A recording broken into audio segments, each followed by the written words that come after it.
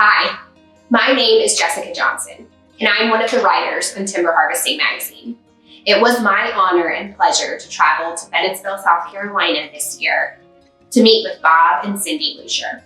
They are the 2022 Timber Harvesting Logging Business of the Year Award winners. We've heard a lot about the word resilience, especially over the last few years, what it means, and the kind of traits that people have that personify that. I thought I knew what resilience meant. Thought I knew what grit meant too. Then I met Bob Lussier. That man is grit and resilience personified, with a little dash of just the perfect logger mixed in. Yet Bob runs the kind of company that I think of when I think of the logging industry. They're a good high producer. They're not too big, but they're not too small. They take care of their equipment and they take care of their people. It's a family, whether they all have the same last name or not. He loves the land and he loves this industry. He's not quiet about the things that they could change and the things that he's working hard to change. He's also not quiet about the things that he loves. I learned a lot about turkey hunting hanging out with Bob. So without further ado, I present the 2022 Timber Harvesting Logging Business of the Year Award winner profile.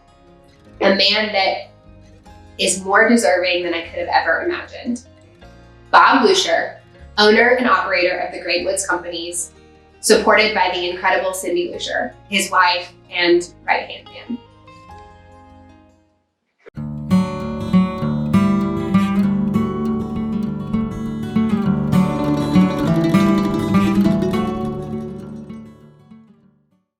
Located in Bennettsville, South Carolina, the Great Woods Companies are the 2022 Timber Harvesting Logging Business of the Year Award winner.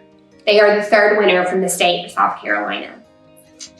The Great Woods Companies, owned and operated by Robert Lussier Jr., are comprised of a land management and timber buying company, 3-man logging crew, contract shipping crew, and trucking component.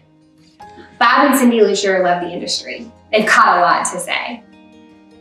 Whether it be their activism out in their own community reading Lucy Meets a Logger to elementary schoolers, or Bob serving as the current president of Team Safe Trucking, they really do care and want to make this world a better place for all of us.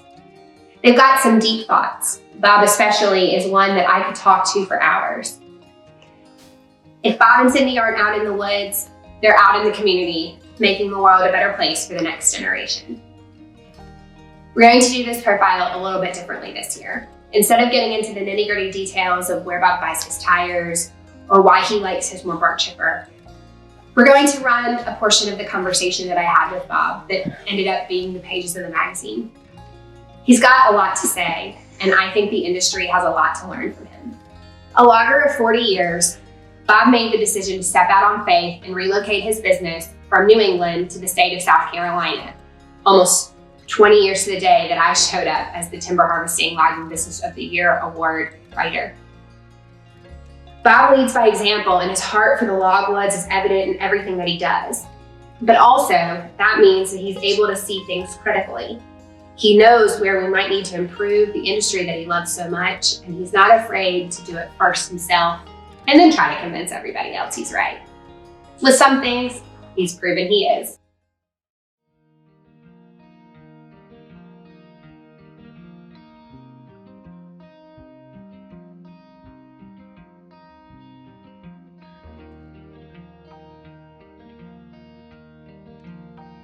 Forest products industry drivers set the standard for drivers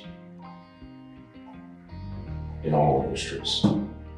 If we help other industries along the way, that's fine, but let's get the forest products industry to be recognized as the most professional drivers on the road. Why do you think they currently aren't viewed that way? Culture. Okay.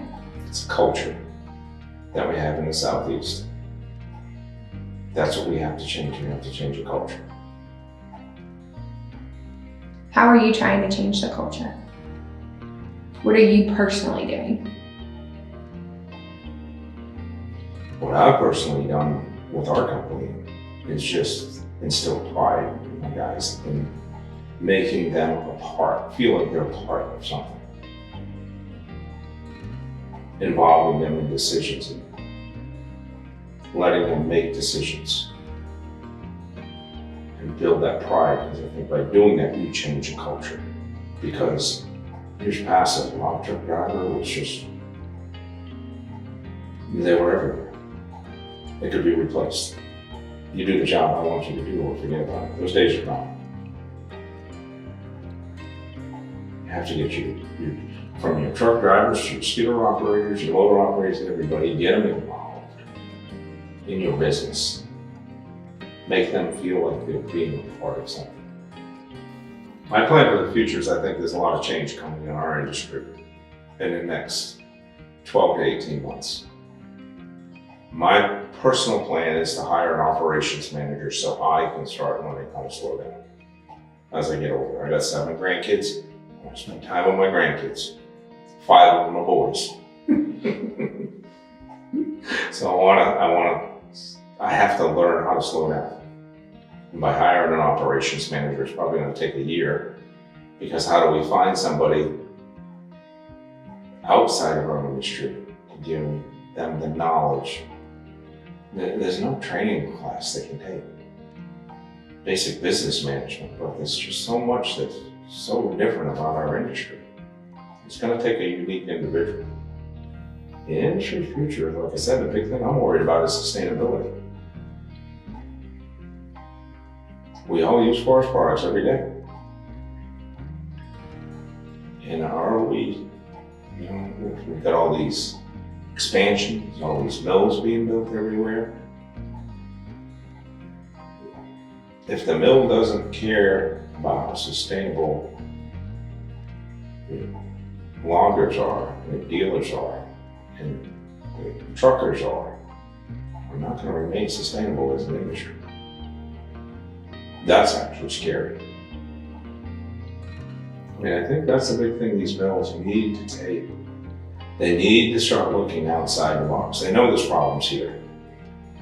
They have an aging workforce. They know the problems here. Stop being so short-sighted. Start thinking about your suppliers as partners, because that's really what they are. And start looking at, if they don't do this and more of us older people start leaving the industry, how are they going to, there's no replacements out there. They got to start thinking of how they're going to start attracting the next generation to this industry. And those need to think about, even us older guys, healthy for another 10 or 12 years. Or they are going to just accelerate the problem they have. The problem that they know is sitting there. One or two big producers log around the mill, there's not going to be enough logging capacity to keep the mills going. Then what happens? Who's to say?